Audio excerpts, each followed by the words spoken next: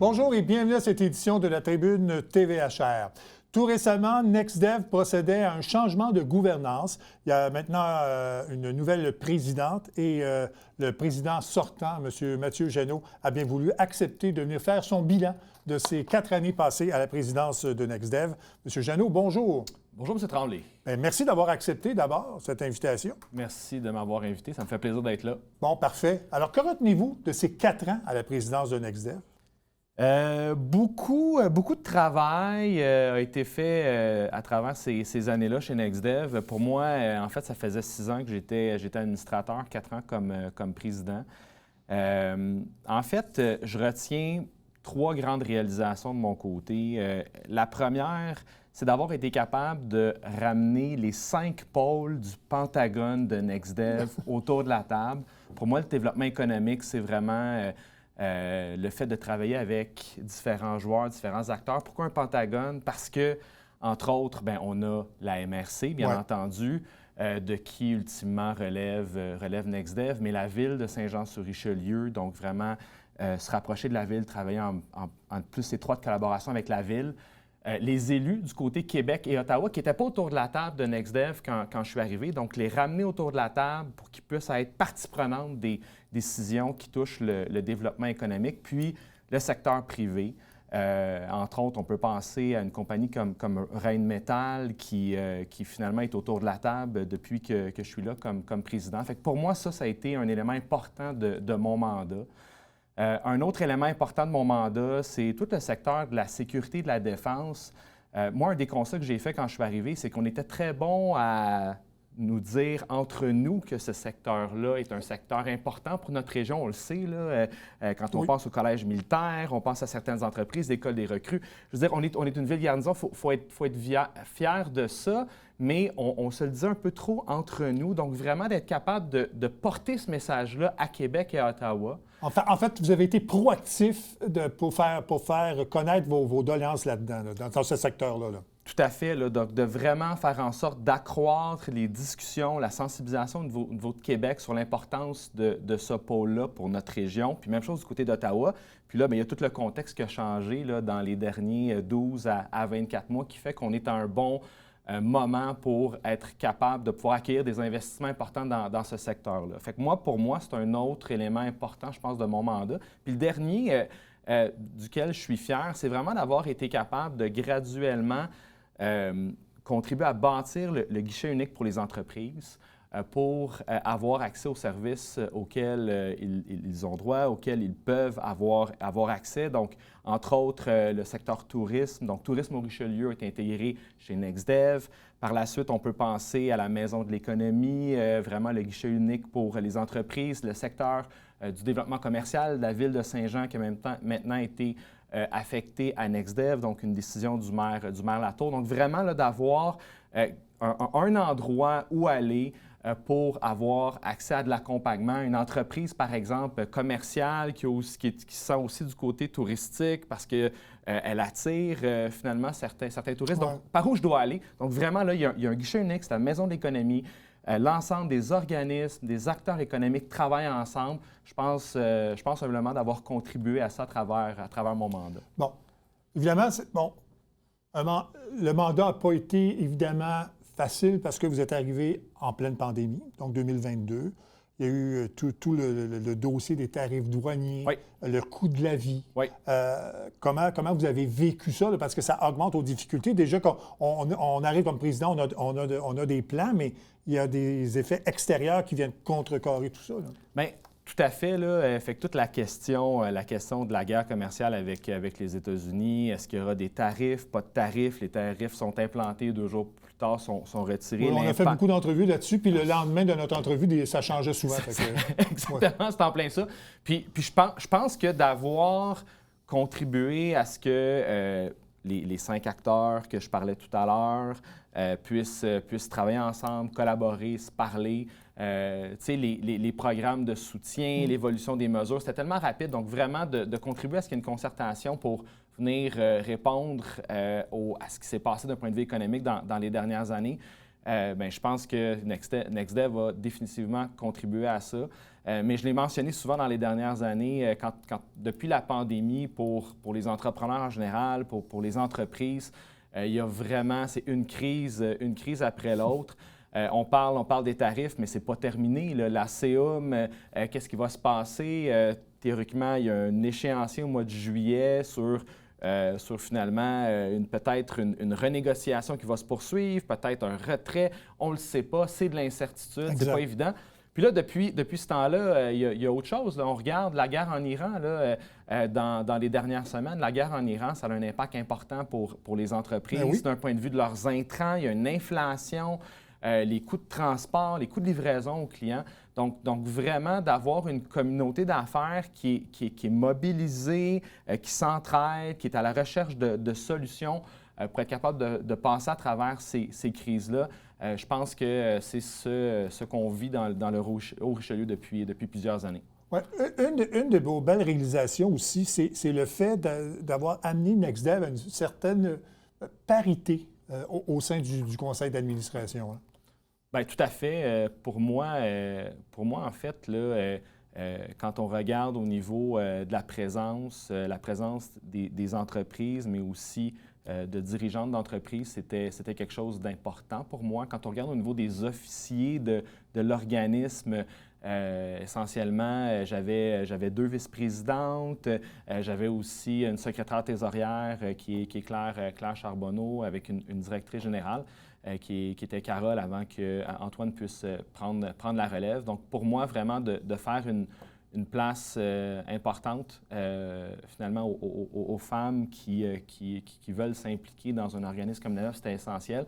Je suis content vraiment que finalement, ça soit une présidente qui m'ait succédé.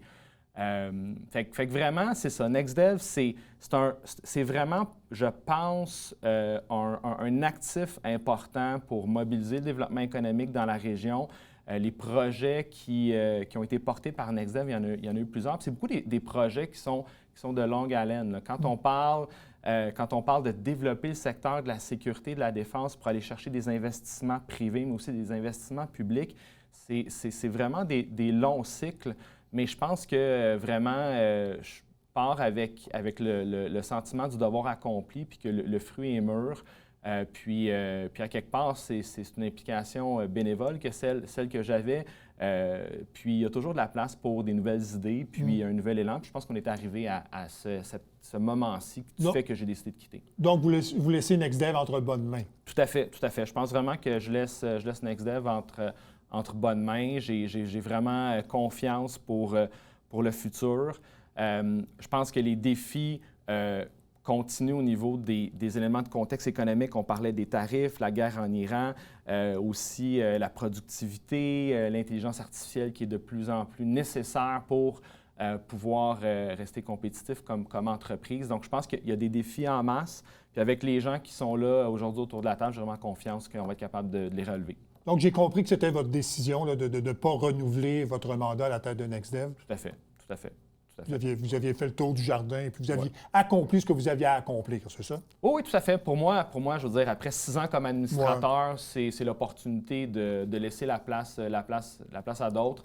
Puis je pense que quand je regarde au niveau, que ce soit la nouvelle présidente qui vient de la Milanaise ou un nouvel administrateur qui vient de Sunset Converting, qui est une très belle entreprise. Fait que vraiment, je pense qu'il y a une belle relève aussi qui s'installe, combinée avec plusieurs administrateurs qui ont aussi restent sur le CA de NextDev. Donc, j'ai vraiment confiance pour le futur. Ouais. En 1 minute, quel conseil vous donneriez? Je ne veux pas que vous jouiez à la belle-mère, au beau-père. Ouais, c'est ça. Mais quel conseil vous donneriez à la nouvelle gouvernance de NextDev? Bien, pour moi, là, ce qui est fondamental, c'est d'être capable de bien jouer le balancier entre les 5 axes que je parlais tout à l'heure.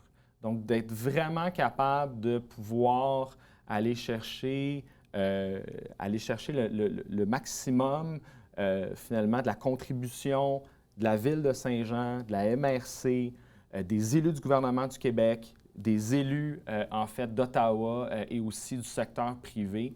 Je pense que vraiment d'être capable d'avoir l'ensemble de ces acteurs-là mobilisés dans la même direction pour réaliser quelques petits projets d'envergure, Je pense que c'est vraiment ça, moi, l'élément sans vouloir jouer au beau-père ou à la belle-mère, que je souhaite qu'il puisse se poursuivre dans les prochaines années. Quand on est une région unie, quand on est une région où tout le monde est autour de la table, bien, on peut définitivement réaliser des grandes choses.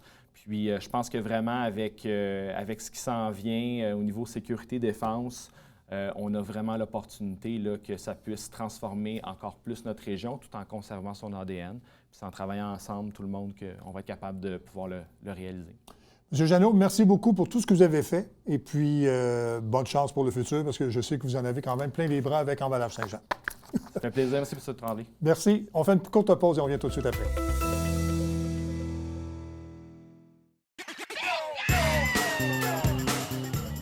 Le temps adepte du bingo, Télébingo vous permet de jouer dans le confort de votre foyer. 4 500 $ en prix à gagner. Et pour ce faire, vous devez vous procurer un livret comme celui-ci au coût de 9,50 $ chez l'un de nos détaillants, dont la liste apparaît sur notre site internet tvhr9.com. Donc, c'est un rendez-vous dimanche matin 9h30. Télébingo.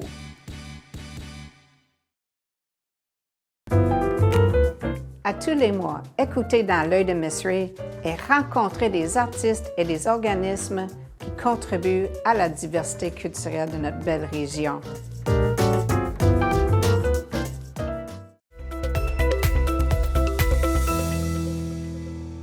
Ma prochaine invitée va participer au défi Roule à fond qui va se tenir à Montréal Heights. On va vous expliquer ce qu'est le défi.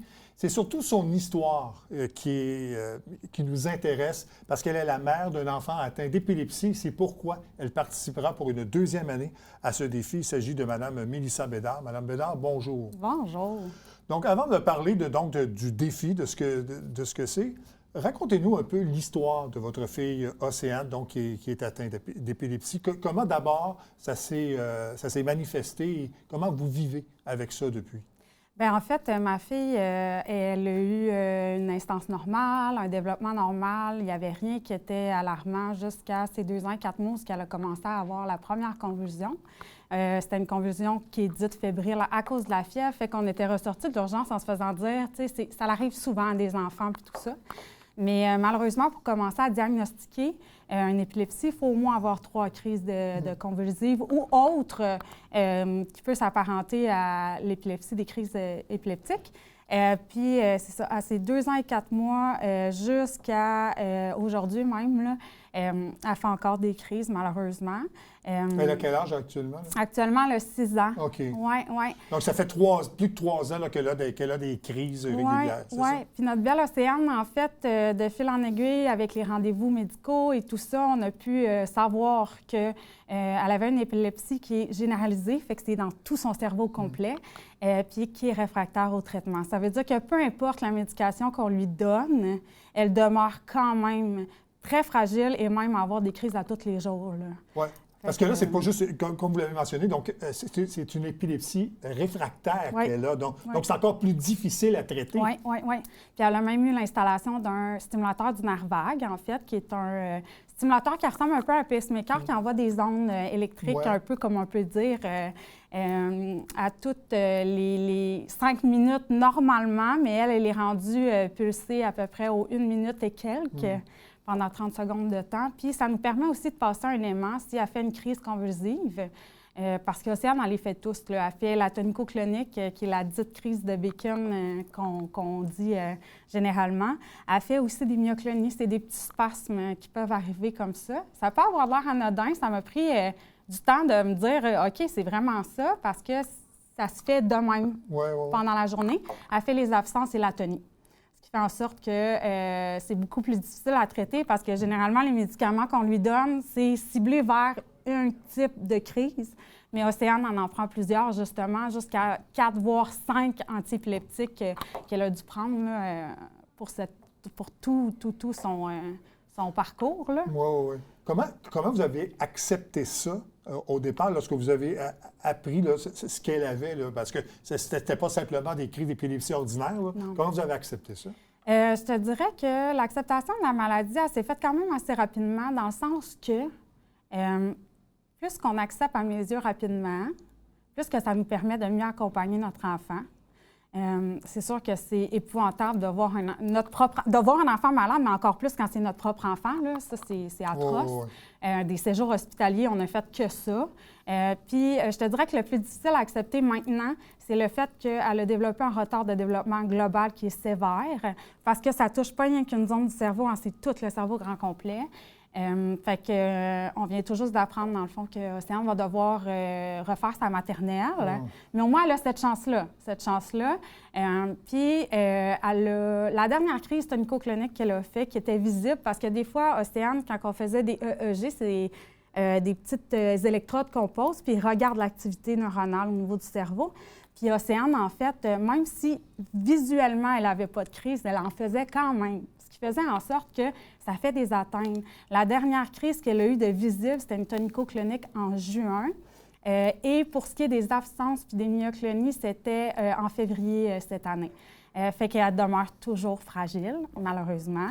On peut avoir une lune de miel, ce qu'on a toujours peur aussi, là, malheureusement, de la maladie. Dans le fond, on sait c'est quoi, mais on n'a aucun contrôle là-dessus. Mais elle est tellement résiliente que ça nous permet... Puis, tu sais, positive à mort dans la vie, elle est tellement merveilleuse à voir aller que c'est difficile de se dire, tu sais, que... on va s'effondrer, puis on va... Mais tu sais, je peux pas dire que c'était facile à tous les jours. Non, j'en doute même pas. Mais est-ce qu'elle réussit quand même à vivre une vie normale, malgré tout? Oui. Tu sais, elle a été évaluée à peu près un âge mental d'à peu près 3 ans et demi. Fait qu'elle vit comme à peu près un enfant de 3 ans et demi, mais on s'entend que les amis à l'école, à cet âge-là, ils ne s'en rendent pas compte. Non. Fait qu'ils prennent Océane comme elle est, puis souvent, ils la prennent comme si ça serait leur petite sœur, au même principe que les amis, notre entourage.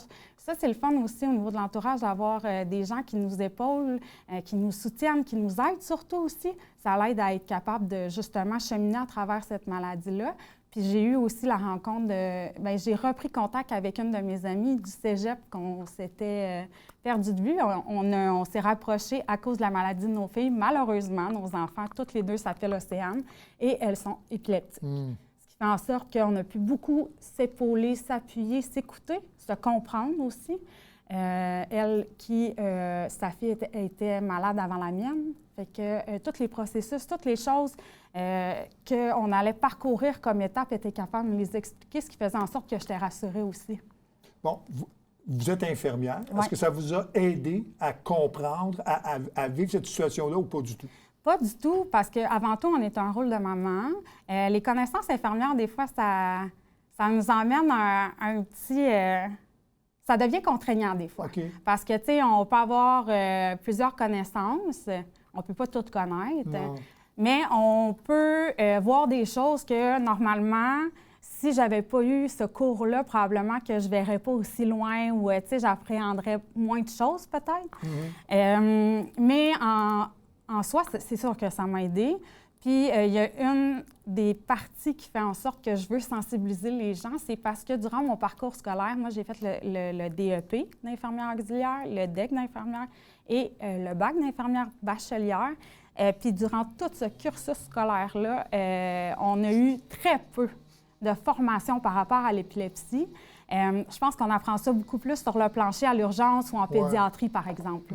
C'est ça. Fait que, Bon, on va y revenir, mais on va parler du défi. Donc, le défi Roule à fond qui se tiendra à Moroni. C'est la 2e fois que vous y participez. Oui.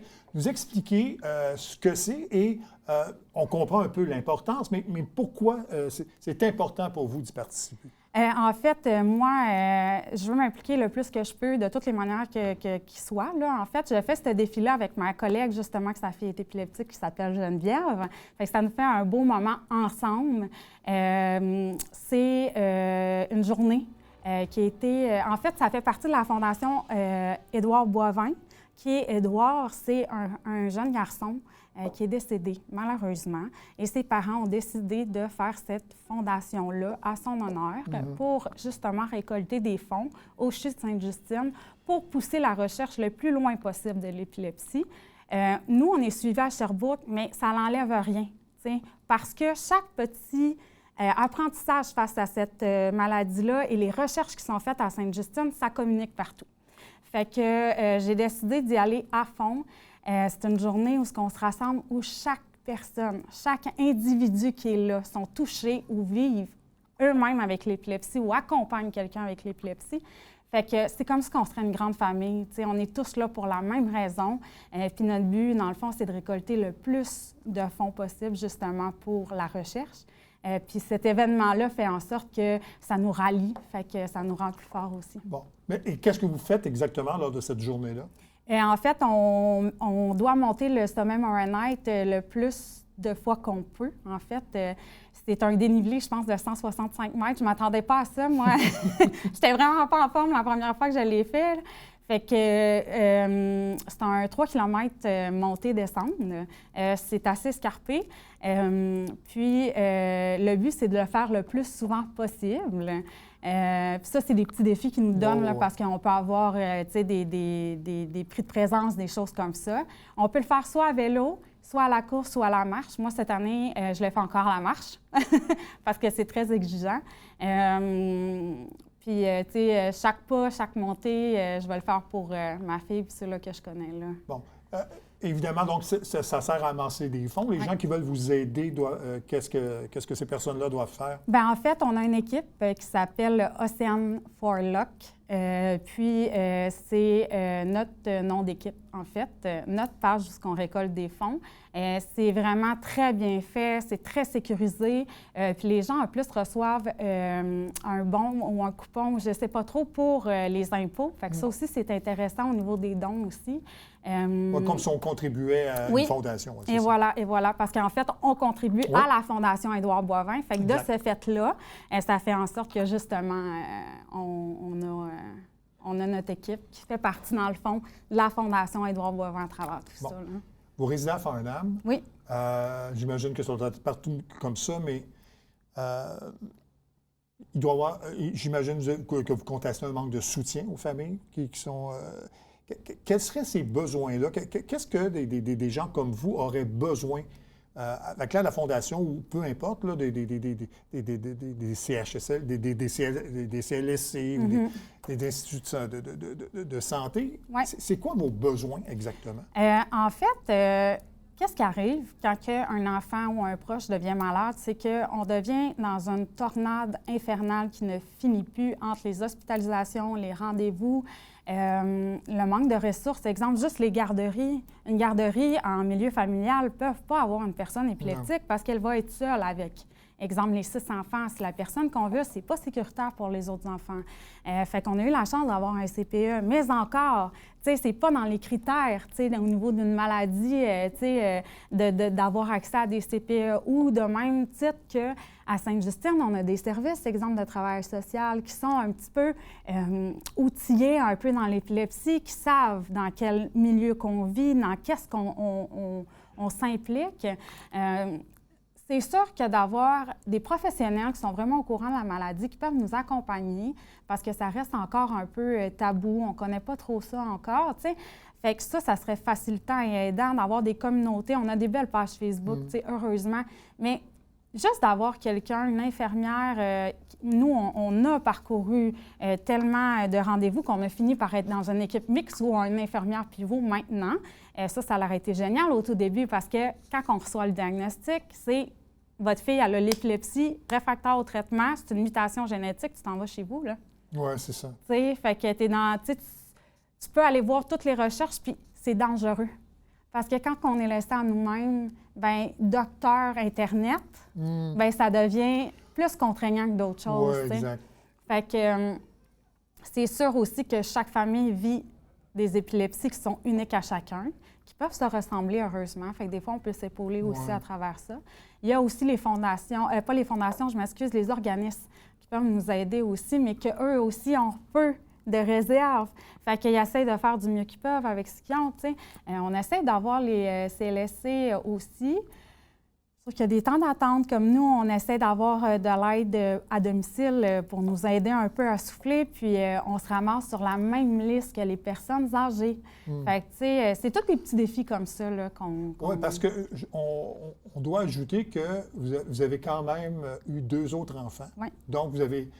ça ne vous a pas empêché de continuer à bâtir votre famille? Comment dans le quotidien, on vit ça? Bien, en fait, moi, ça a comme été bien fait. j'ai fondé ma famille avant que ma fille elle tombe malade, dans le sens que Océane, elle a commencé à être malade une semaine avant que j'accouche de mon garçon. Bon. Fait que mon bébé, il était déjà là, mon petit dernier. Fait que j'ai eu 3 enfants à 27 mois. C'était déjà assez sportif. On n'avait pas de garderie par la contrainte aussi de tout ça.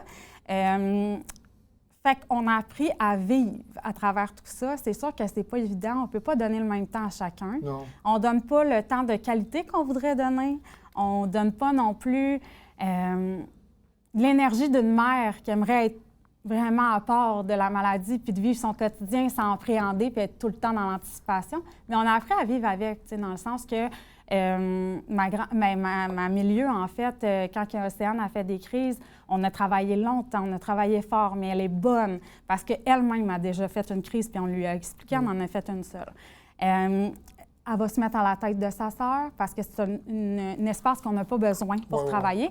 Fait que elle est à la tête de sa sœur pendant que nous, on peut administrer le médicament d'urgence, qu'on passe l'aimant, puis elle va lui dire « Océane, je suis là, je t'aime, reviens avec moi », pendant que mon fils, qui avait à peine 2 ans, 2 ans et demi, avait la trousse d'urgence, puis il me l'emmenait à ma main en disant, tu sais, « Hey, maman, c'est ça le médicament que tu dois lui donner. » Il le savait.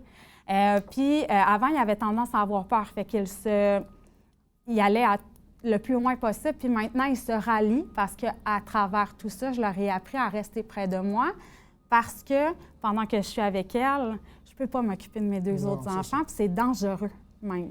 C'est pas sécuritaire. Fait qu'on était très longtemps un peu isolés. Parce que quand on a déconfiné, Océane était malade. Fait qu'à toutes les fois qu'elle tombait malade, on avait des crises d'hospitalisation qui s'en suivaient.